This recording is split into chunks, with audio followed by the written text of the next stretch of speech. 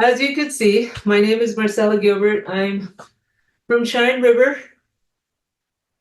I have a master's in nutrition, but I've always had an interest in our foods, our local indigenous foods, specifically Northern Plains tribes, because that's what I am. So I've done some research in that area. I've done some research in diabetes, education and how it affects our people and why we suffer and all that. So I really appreciate this opportunity to share with you. So I'm just warning you right now that I will be infusing a lot of nutrition into this because I can't help it. But thank you for having me.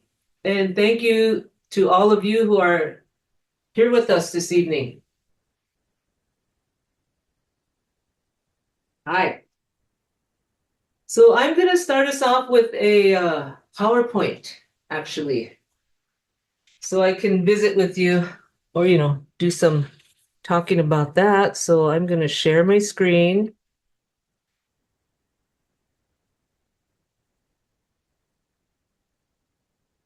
So as you could see here are some pictures of prairie turnip, what our people call Tiŋpsiŋla.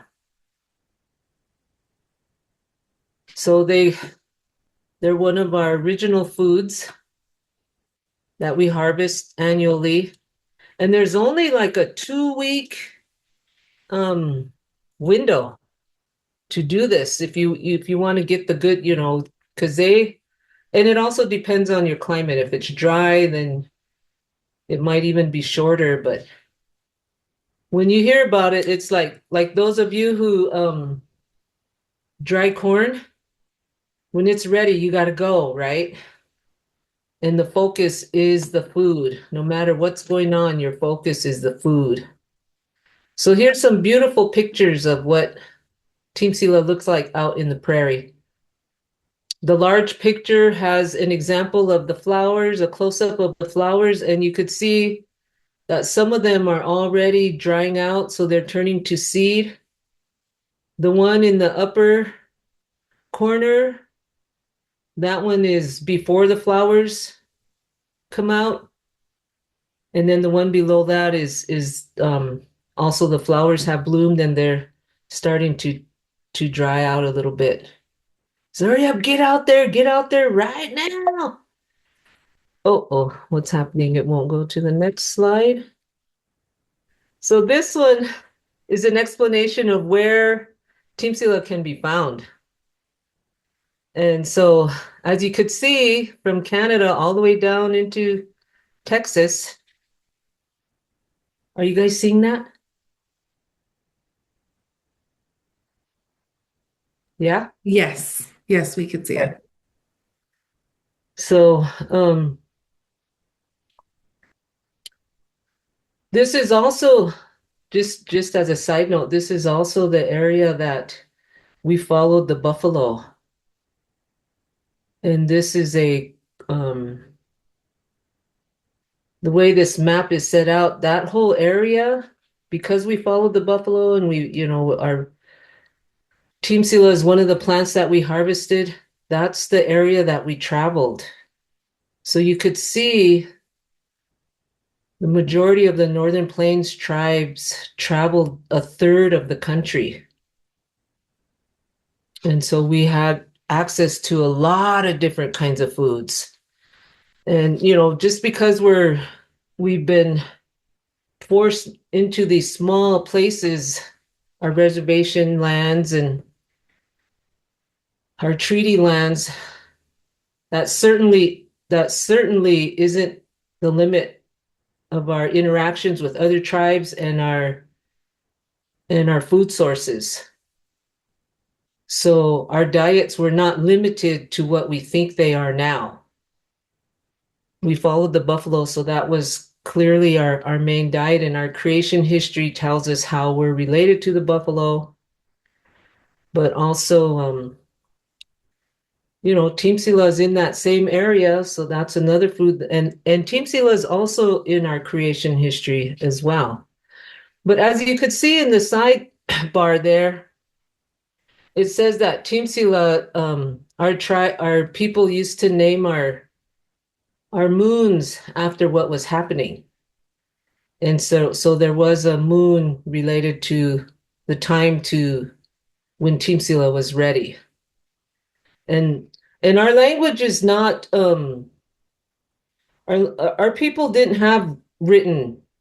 We're known as oral. That's our history, is oral. So we didn't write a lot of stuff down, and we didn't have a written language. So our language is very descriptive. And so our months were according to what was happening in nature. And they're not all the same. Sometimes we had a harder winter or not, or, so it would change, but the people would understand because we all know what's going on with nature.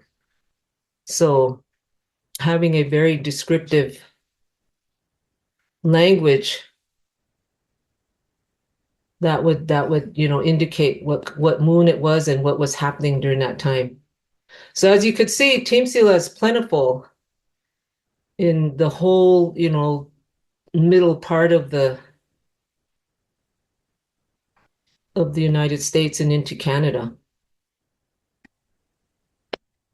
Ooh. Okay, so this one, now this is a good one to look at because it's there. The pictures are taken almost like you're looking straight down at the plant. And one of the things and there's that silver, like the one on the left, you could kind of see the silver on the leaves. I think that's what you were talking about. But we were taught that when you're out looking for them, and maybe they're scarce in some areas if there's a drought or it's a dry season, then they might not grow as plentiful. So you have to look harder.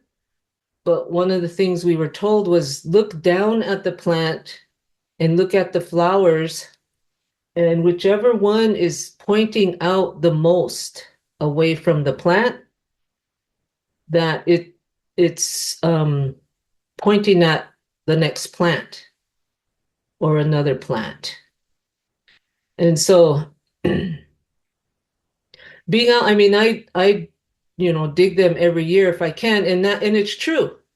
I mean, I could find one out by itself and there's hardly any, it's just the only one within, 10 or 20 feet. But if you go in that direction of that one flower, you find one. It's pretty cool. And the thing about that is it's just an indication, and it's a reminder of how we're related to our food. Because, we tend to think Western thought has manipulated our thinking to think that we were in control. But actually, the earth is in control. And the plants came to us to help us. And this is one of the ways that they help us, is by showing us where the next one is. So that relationship of being the earth's children, they're helping us, because in our creation history, we're the weakest link. The humans are the weakest link. Oh, come on. It's not going to go to the next one. Oh, there we go. So this is what it looks like when you dig it up. This is what the root looks like, the tuber. And so you could see that they have a long root. And when you're peeling it, you want to peel all the way down. You don't cut that root off, because that is what you're going to use to braid. So in the upper corner, you could see an example of a whole bunch of braids. Looks like a whole bunch of braids together. And I remember as a I remember one of my friends telling me that her friend came from somewhere else, so, not from around here. And I don't think they were native. And they were best friends. So she took her friend home. And here they had a braid hanging up on the wall in the kitchen. And their friend was like looking at it and, didn't want to get too close and was kind of shamed out, didn't want to really ask, that kind of thing. So finally that her friend asked her, what is that? What are those? And her uncle heard her friend say that, and he said, "Those are fingers." And that little kid had great big eyes and was kind of like backing up towards the door. But anyway, she said, "No, they're not. They're not. Those are not fingers. That's our food." And so when that the outside of that, I'm going to give you a tip. When you're out there harvest or digging up these tubers, you have to, I mean, you got to make sure you have time to do this. Don't just dig them and put them aside and I'll get to it later because you're just making more work for yourself. I mean, when they're out of the ground, they immediately start drying. The outside will start drying. And if you don't peel them right away, then it's really hard to get that outside hide off. It just and your hands hurt and it's just you just make more work for yourself. So when you go out to dig Tiŋpsiŋla, make sure you start and you don't finish until you're done because you want it to be as easy as it can be, and it's not an easy job. It's a lot of work. You're outside, and I usually don't do it if it's cloudy or rainy or, sprinkling or misty. I don't do it then. I wait until the sun's out and the ground is dry. But, once you start the process, you got to take it all the way to the end. It's just easier. So you'll dig those up, you'll peel them, and I put them in a big bowl of water because you're just going to peel before you even start. You can't start a braid until they're all peeled because your braid, it has to be braided according to size. And I'll show you a few braids that I have here. So you put them in water, and then when you're all done peeling them, then you start the braid, and you start with the big ones and you go down to the little ones. And that's a process that you don't stop until you're done with your braid. So here's an example of some braids. There's so you could see in that middle one, those could be your fingers, your thumbs. But I just want to share in this part, I think in the first presentation when the presentation was about creation history, and I specifically use creation history because for our people, it's history. It's not myth. It's not something that someone made up. This is real for us. This is our creation history. And we have evidence of our creation history. But I just wanted to share that, the stories that are being told about our creation history that's being passed down. The one about Fallen Star or Star Boy, and how his mother, and this was way back when all of creation could communicate. And one of the women in the camp fell in love with the morning star. And so morning star came to camp, and and went to her parents and asked if, he came to marry her and stuff like that. So he took her back to the Star Nation. And one of the things that the instructions was, don't dig the Tiŋpsiŋla that have the flowers when they're in bloom, because it creates a big hole. And so one day she was pregnant and she was out, and she accidentally dug one up that had flowers, and of course a big hole opened and she could see her village, and she got really lonesome.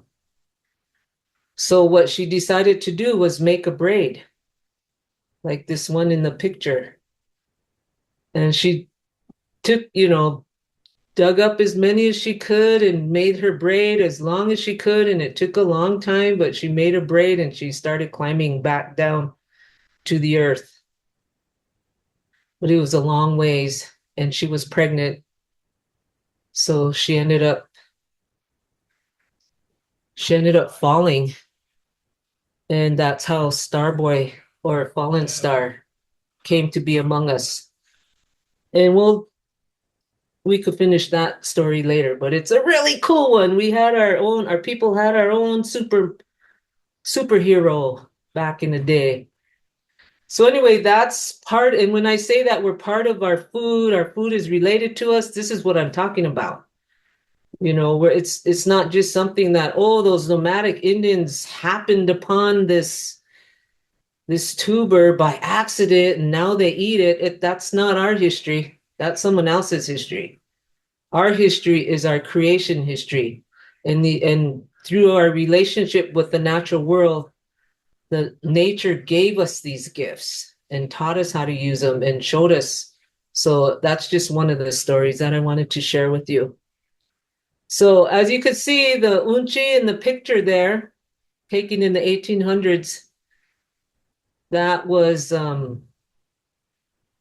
responsibility when we get to that age.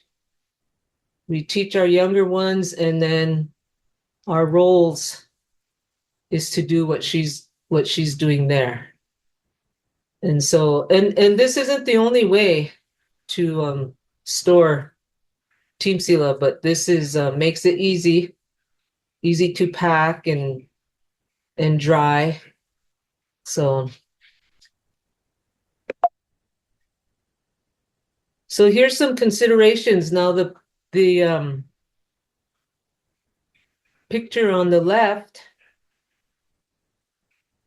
that can be mistaken for Tiŋpsiŋla. So the smaller picture below it, you could see the similarities. The Tiŋpsiŋla is part of the pea family. And so the silver scurvy pea looks like Tiŋpsiŋla, but it doesn't have those big flower bulbs on there, or those big bunches of flowers. And it's not as hairy. The Tiŋpsiŋla plant has hair on it, so that that can be you could get those mixed up, or possibly dig up a pea and not find a tuber. And then the other one is an example of a woody turnip, and that picture below there is an example of when the flowers are starting to dry out. Then it's too late. You got out there too late, because you will get a woody tuber. And the aunties and the grandmas would be like, "Ee, she doesn't even know how." So you have to know what you're looking at and know which ones to dig up and when. So those are examples of that.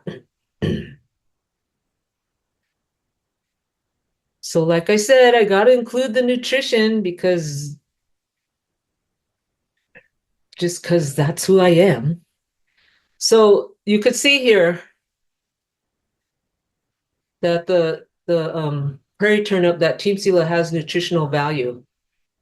And And it's higher in protein than most other root plants. Calcium. Now, our people were not milk drinkers, and we didn't, of course, we didn't eat bread because wheat's not even from here. But so this was a source of calcium, and we had other ways to get to access calcium from bones and hooves and raw organs and things like that. So there was other ways that we got calcium. But as you could see, Tiŋpsiŋla has calcium in it, so that was beneficial for us. And the vitamin C is why the tubers dry, they dry really well, and they usually turn white, and it's because of the vitamin C.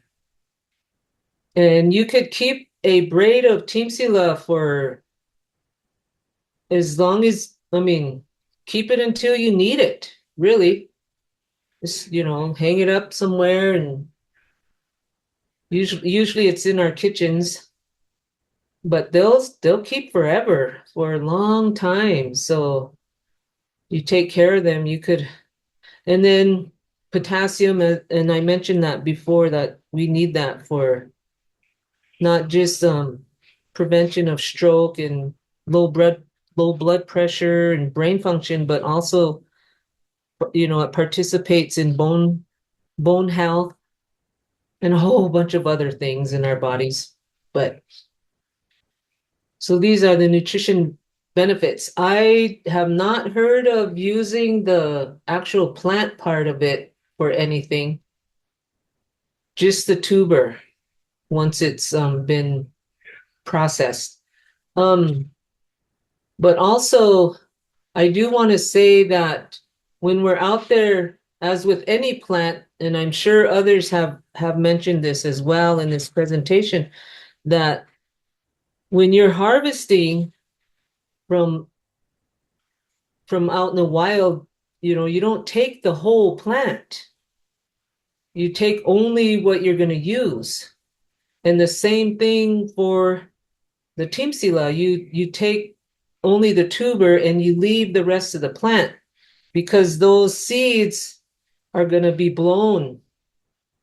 And it takes, so they'll seed somewhere else.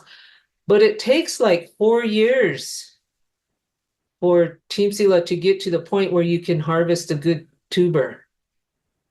So it's important that we give it time to do what it needs to do for our benefit, but also taking care that they're there, that they remain there. They're from here. They're this part of the country. They live here. This is where they're from. And so, it's important that they get to be in their homeland as well. And so we have to be considerate of the plants and their lives and their families, and always be appreciative of their sacrifice so that we can live. And the other thing I want to say about Tiŋpsiŋla is I used to work for Extension, and I ran into others around the area that also worked in Extension, and they were trying to cultivate Tiŋpsiŋla.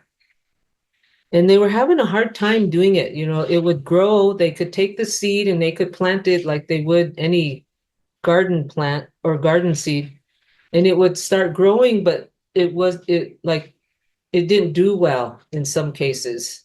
And I don't know of any that actually did, and I'm sure they probably did. But the thing that I learned, because I was paying attention, and I was like, okay, how come? Why isn't it? Why isn't it? And the thing that I learned is you can't take a wild plant and then put it in potting soil, first of all. If we're bringing a plant, a wild food, we have to remember that we're taking them out of their environment, and they grow, they have their own ecosystem. So, we have to consider that, they like to grow in sometimes rocky areas, sometimes the soil is a little more sandy, so we have to take those things into consideration. And who are their neighbors? If we're going to take them out, maybe we should bring a neighbor with them or something. We need to think in that way when we're trying to domesticate our wild foods. And for me, I don't think we don't need to be doing that. I mean, we look at that map, the whole middle section of this country, they have a huge homeland. Why do we need to domesticate it and put it in our garden? Why don't we just, treat the land well so that they could grow where they grow the best? And so that's one thing I learned about the Tiŋpsiŋla. We can't just take the seed. We got to take the whole ecosystem with it if we want it to do well. And so I just wanted to say that about that as well. So I think that's it for my presentation here. I'm going to take a minute to get a drink of water, and then we'll move into the next part of the presentation.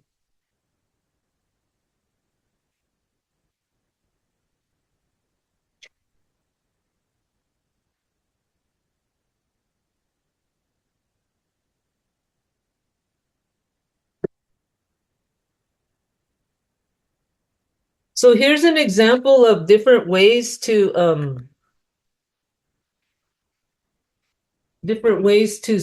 store your Tiŋpsiŋla. These are the braids that I harvested, I think 2 years ago. This one has about 70, this long one has 78 tubers on it. And this is the big, they're big all the way down to the little tiny ones. And then this one, which one's next? This one has 28, and this one has 50. But look, some of them you can get really small. Look how tiny that one is. These little tiny ones. And these ones, when you reconstitute this, that's a big deal. When you reconstitute these tubers, because they dry really hard. I mean, they dry really hard. And so you can't just take a bite out of it. Although when you go out there and harvest them, you got to eat them right out of the ground. I mean, if you like the way the earth tastes, then this will become one of your favorites, because oh my God, they taste so good right out of the ground. They're so good. They have their own earth flavor, and it's not like a turnip that we get at the store. It's not like, historically they were called white apples. They're not like that. They're their own thing. So one year I went out and I took 2 other people with me. So there was 3 of us digging for 3 hours. And luckily we were able to find a spot where they were just everywhere. It was so awesome. And but it was a lot of work. I was like, oh my God, because I was braiding well into the evening, and I was just like, my fingers hurt, and I was just like, oh my God. But I got 3 6-foot braids from that time. So well over 1,000. But it took a long time to harvest, and it took a lot of, 3 of us digging and digging and digging and digging. So, but it was worth it because I got to, share, and we always, they're really good with, you could slice them up like this. Now this, I'll get back to that. this is an example of Tiŋpsiŋla that, I wasn't able to save the root. And so the ones that I couldn't save the root, I just sliced them up. So these are all sliced Tiŋpsiŋla, and I laid them out to dry in the sun. That's the other thing is, it's better to dry them in the sun on a hot day, because the sun will provide the nutrition as well. And so you could dry them in a dehydrator and things like that, but if you want the flavor and the texture, it's best to dry them out in the sun the way it's supposed to be. It's supposed to. And then I actually took some and cut them up really small, and then put them in a coffee grinder. And I could put this in the coffee grinder again and make it into a even finer powder. And you could use this to thicken soups and wojapi. But man, the flavor is amazing. So the demonstration I want to do for you today is an example of how you can use this when they're dried like this. And it's a dessert that you can make. So what I'm going to do is I'm using this on the real fine side. So it's going to turn into like a powder. And these are really hard. It's not easy to process when they're this hard. But if you have the right tool, you do it.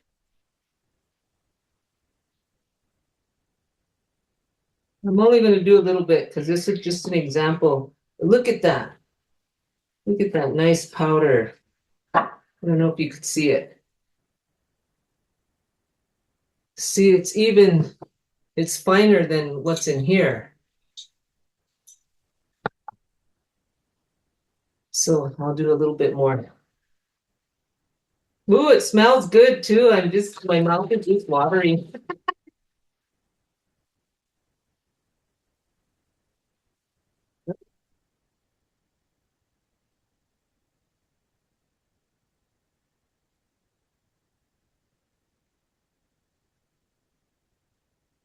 So you guys got to try this. This is really tasty.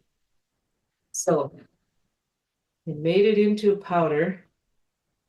And now I have a wild plum from last fall.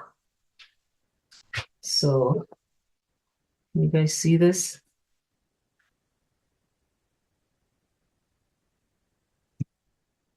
I'm going to cut the seed out of this.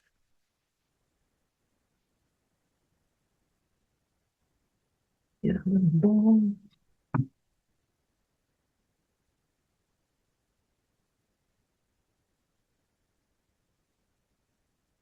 going to cut this up a little more, this plum. It's still juicy. I pick these plums in the fall, and then you really don't have to prepare them in any kind of way to freeze them. So you just put them in, I put them in Ziploc bags, the freezer kind, and then just put them in the freezer. Same with choke cherries. And these are going to be high in vitamin C. They're going to have antioxidants.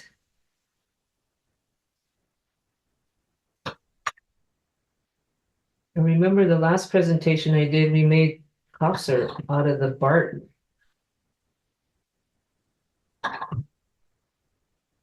So here's a little bit of wild plums, and I'm gonna put this powder in there.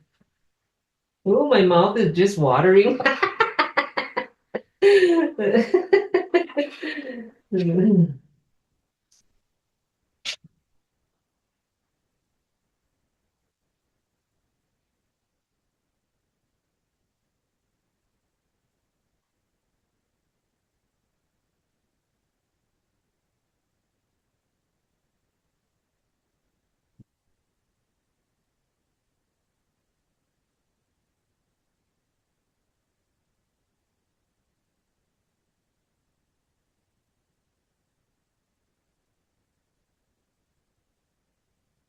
We've got the powder in there, and I'm just gonna mix it up with these plums.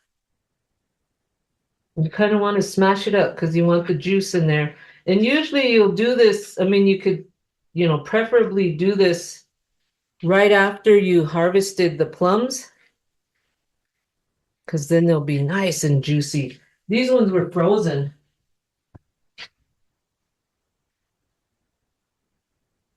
Oh my God. If you want to, you could add some, because the plums will be a little bit tart.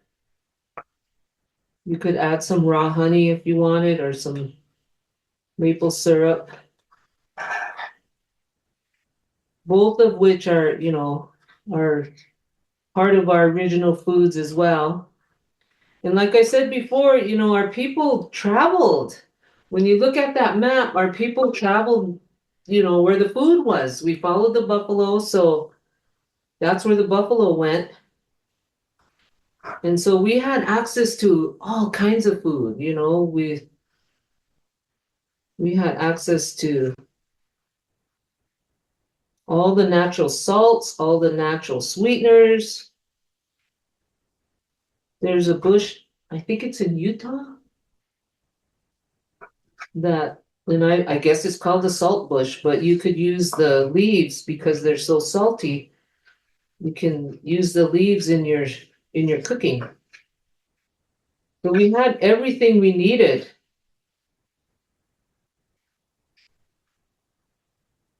Oh my God, I gotta take a bite. This is just too. Now this isn't as smooth as I would like it to be, because it's, like I said, it's a frozen. I used frozen plums. If you use fresh, it'll be more smooth. But this is a recipe that you can do. I mean, you don't have, there's no cooking. And I would recommend using the dried Tiŋpsiŋla rather than a fresh one right out of the ground, because they're going to be soft. And so if you do this on there, it's not going to create a powder like these dried ones. So I would recommend using a dried tuber when you're making this. But this is just a simple, nutritious, original food recipe that will give you the energy and the, oh my God. I'm gonna take a bite because my mouth is just watering. You gotta have some. Mm. If you guys eat Tiŋpsiŋla, you need to try this. It's really good. Mm. Oh my God. So I think that's it. I wanted to show you that, share that info, so we could take some questions if you got them, or whatever you want to do next, Jakora.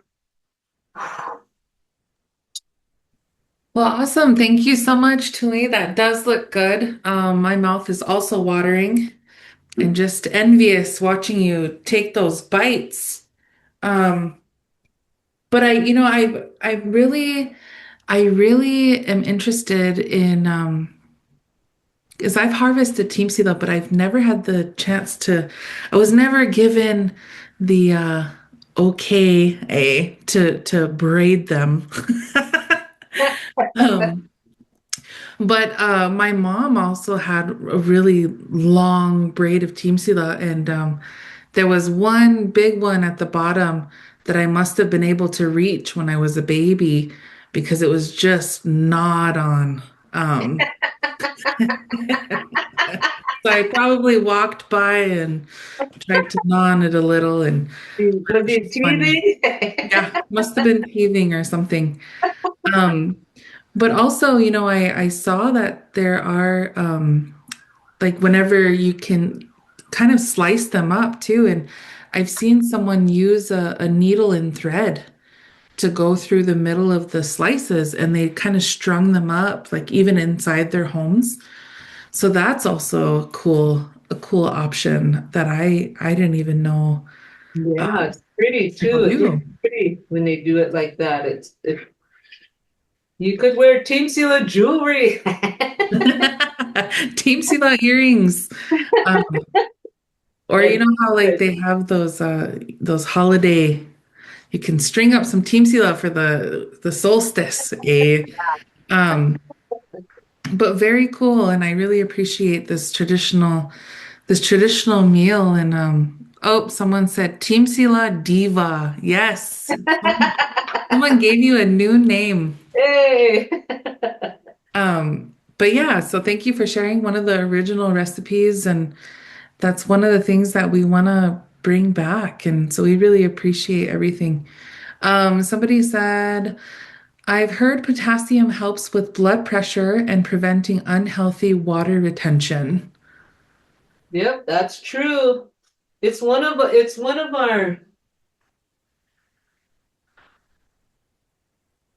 of our, I guess you would say, original nutrients.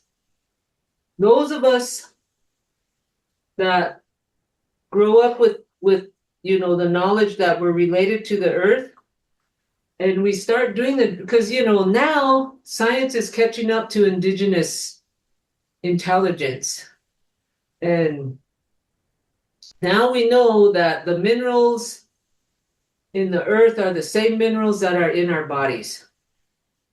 And so it makes, which makes sense because we're children of the earth.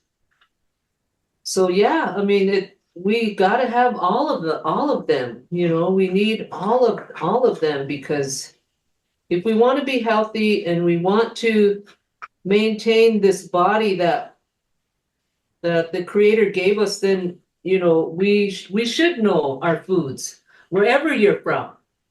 You know, I don't know. Like I said, I researched foods of Northern Plains tribes because that's what I am and that's what I'm familiar with. And but if you're from the Southwest, you're gonna have a different diet. If you're from Canada, you may have a different diet from the East or West Coast, obviously, or another country. Like I mentioned before, our people were not milk drinkers and we weren't bread eaters because wheat is not from this country. And so if you come from Europe, then your body can tolerate wheat.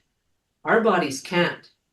And you think about for our people in this part of the country, in South Dakota, the we were the last tribes to be colonized.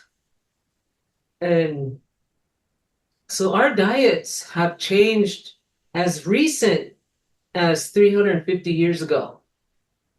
And so our bodies have not adapted to that. And that's why we get sick so easily.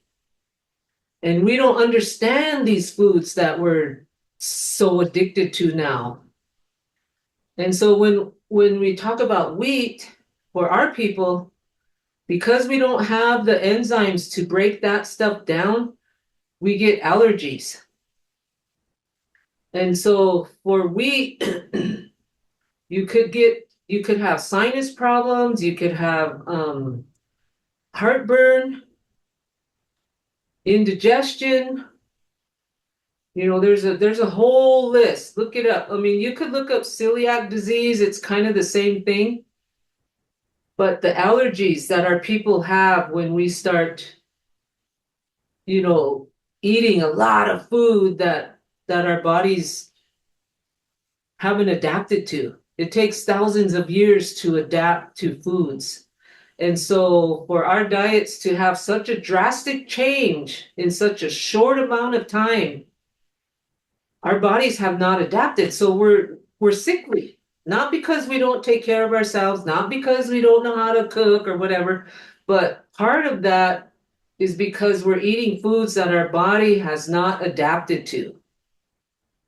So Indian country is just like the black people in this country, most and you know Chicana people, most brown and black people will be intolerant to milk. And our people, certainly we are. The more Indian blood we have, the more problems we're going to have with these foods, with milk and wheat and alcohol and sugar and you know all these other foods that are not our original foods. And you know you can't adapt over 350 years to a point where it's healthy for us. And that's why we you know we struggle with our health because we're eating foods that our bodies are like, what is this? What do I do with this? And I'm talking about foods without the additives and the flavorings and the colorings and all that. I'm just talking about regular foods that aren't from here, that are not our original foods, that are, you know, and when I say original, I mean from this continent. So those are things we need to take into consideration. So think about where you're from and think about, you know, what's your relationship with your food? What is your creation history with your food? You know, we have the knowledge is there. We just have to look for it, find it, and use it. Because, you know, the earth gave, the earth provided for all of us. We just have to trust in her again.